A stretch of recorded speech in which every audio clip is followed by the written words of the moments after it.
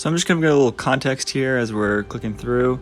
This is our flight simulator for Mr. Blue Sky, which is a rocket that is being worked on by our club. So this is real flight data that the rocket uses. I'm going to click in some of the parameters here. So you can see that we have two motors. So this is a very not normal step function kind of input.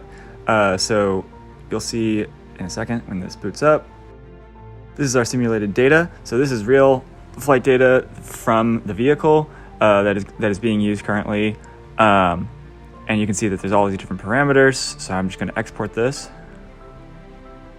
And you can see here we have huge columns of data that is going to be our basis for our PID controller. So the purpose is to track, of course, a rocket in flight. So this is the PID controller, and we're going to give it a run here.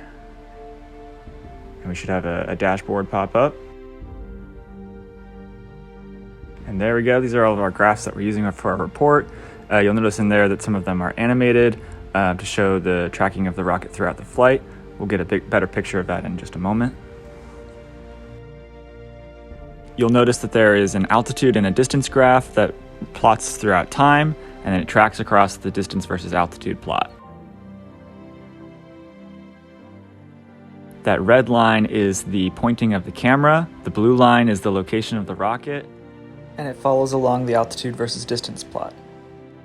Important distinction there is that the red line and the blue line are not the same angle being plotted. One is the input data, whereas the other is the output data. That output data is from the PID controller, which is stored here, which will be discussed further in the report.